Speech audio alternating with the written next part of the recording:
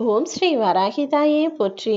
என் அன்பு குழந்தையே, நீ பல நாளா என்கிட்ட ஏங்கி கேட்டுக்கிட்டு இருந்த விஷயத்தையும் கண்ணீர் விட்டு எப்படியாவது இதை நடத்தி கொடுத்துருங்க தாயேன்னு என்கிட்ட வேண்டுதல் வச்ச உன்னையும் தான் இப்போ நானே உன் வீடு தேடி வந்து தரப்போறேன். உன் வாழ்க்கைக்கான வெற்றிங்கிற பொக்கிஷத்தை உன் கைகளில் கொண்டு வந்து சேர்க்க வந்துவிட்ட என்னை என்னதான் சொல்றேன்னு முழுவதுமாக கேட்டுவிடு என் செல்லமே. நாளை உன் வாழ்க்கையில நீ பெருமகிழ்ச்சி அடையும்படி மிகப்பெரிய இன்பத்தை தான் உன்கிட்ட கொண்டு வந்து சேர்க்க போறேன். எப்போதும் எல்லாருக்கும் நல்லது செய்யறனே, அதுக்கப்புறம் நான் உங்களுக்காக இது செஞ்சேன் அது செஞ்சேன்னு சொல்லி காட்ட வேணாம். கோபம் வரும்போது கோபத்தை கட்டுப்படுத்திக்கிட்டு எதுவும் பேசாம மௌனமா இருந்துவிடு. கோபம் வரும்போது மௌனமா இருப்பது கூட ஒரு விதத்தில் நீ கோபமா இருக்கிறாய் என்பதை அடுத்தவர்களுக்கு காட்டுவது போலதான். அதன் மூலமாகவே எதிரில் இருப்பவர் அமைதியாகும்படி அனைத்தையும் நீதான் பழக்கப்படுத்த வேண்டும் என் செல்லமே. நீ சந்தோஷத்துல இருக்கும்போதும் மகிழ்ச்சியில இருக்கும்போதும் உடனே ரொம்ப குதூகலமாயி உங்களுக்கு நான் அது செய்யறேன் இது செய்யறேன்னு அடுத்தவருக்கு வாக்கு கொடுத்து விட்டு அதற்கு பின் அதை செய்யணுமான்னு யோசிச்சு மனம் யோசித்து வருந்த வேண்டாம்.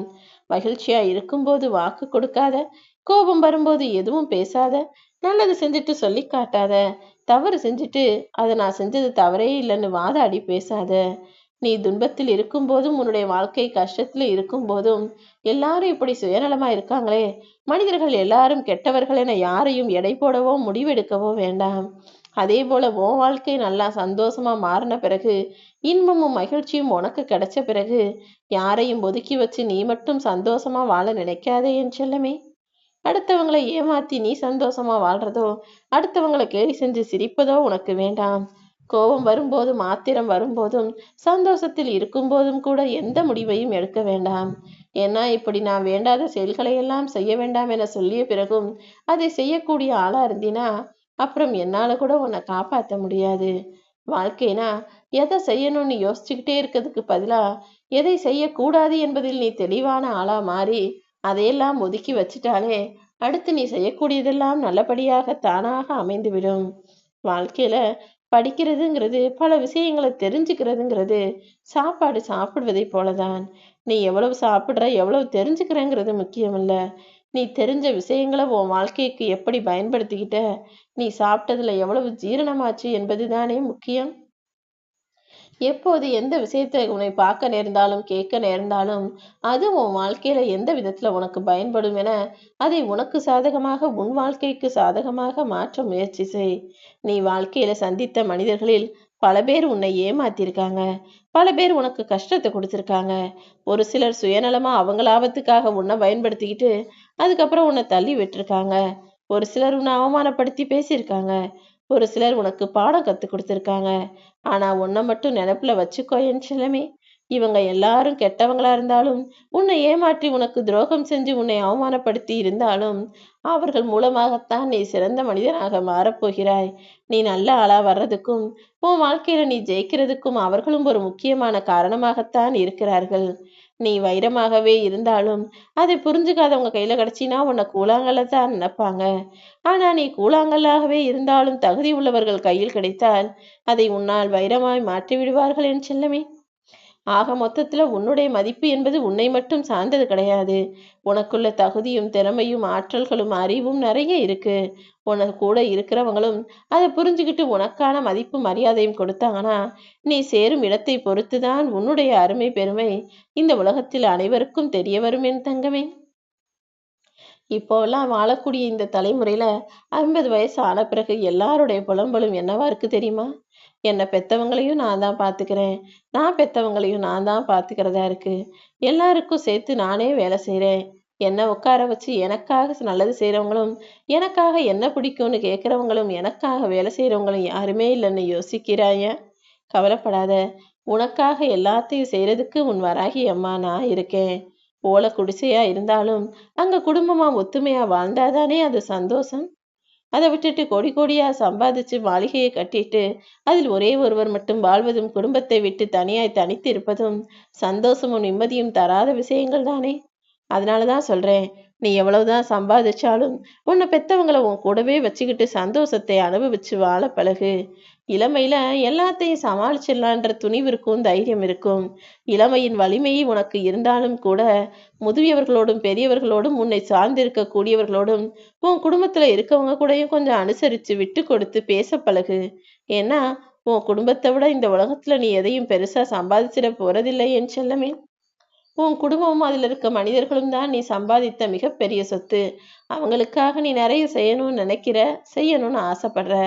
ஆனா அதன்படி செய்கிறாயா என்பதையும் யோசிச்சு பார்த்துக்கோ. உன்னால அவங்களுக்காக செய்ய கூடிய விஷயம் எதுவா இருந்தாலும் அதை மிக சந்தோஷத்தோடு செய்ய பழகு. உன் மனசு தெளிவா இருக்கிற வரைக்கும் உன்னை யாராலும் குழப்பவும் முடியாது, கீழே வீழ்த்தவும் முடியாது. உன் மனசின் மூலமாகவே நீ எல்லா விஷயங்களையும் சரியா செஞ்சு வாழ்க்கையில ஜெயிக்கப்பாரு என் செல்லமே. உன் கூட அன்பான துணையா, அனுசரணையான துணையா இருக்காங்கன்றத விட, அவங்க உனக்கு சரியா சாப்பாடு போடுறாங்களா, துணி வாங்கி கொடுக்குறாங்களான்றது முக்கியம் கிடையாது. உண்மையான அன்பான துணை என்பது உணவளிப்பதோ, உடனிருப்பதோ, உடையளிப்பதோ கிடையாது.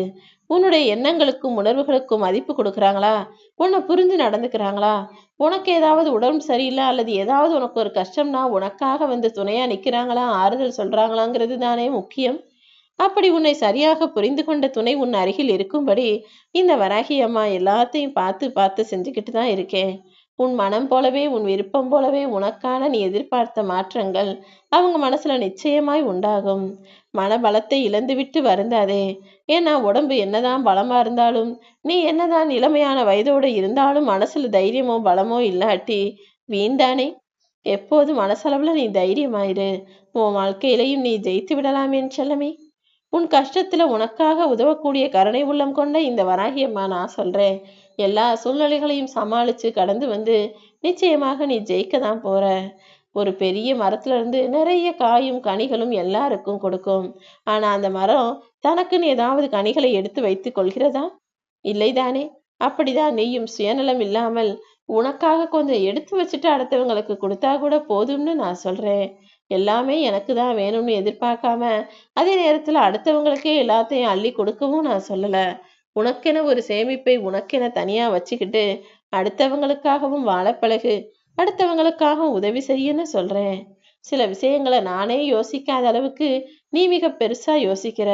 இது அப்படி ஆகிடும், அது இப்படி நடந்துடும், ஏதாவது தவறா போயிடும்னு கற்பனைக்கும் எட்டாத விஷயங்கள் அளவுக்கு உனக்கு எதற்காக கவலை என் தங்கமே. உன் எதிர்காலத்தை பத்தின பயமே உனக்கு வேணாம். இந்த வராகியம்மா கிட்ட உன் வாழ்க்கையை ஒப்படைச்சிட்டு நீ நிம்மதியாயிரு.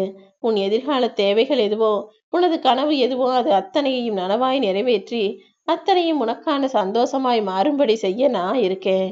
உன் மன பாரத்தையும் மன கஷ்டத்தையும் எல்லாத்தையும் என்கிட்ட ஒப்படைச்சிட்டு நீ நிம்மதியா இருந்தாலே உனக்கு வேண்டியதையெல்லாம் நான் நிச்சயம் தந்தே தீருவேன்.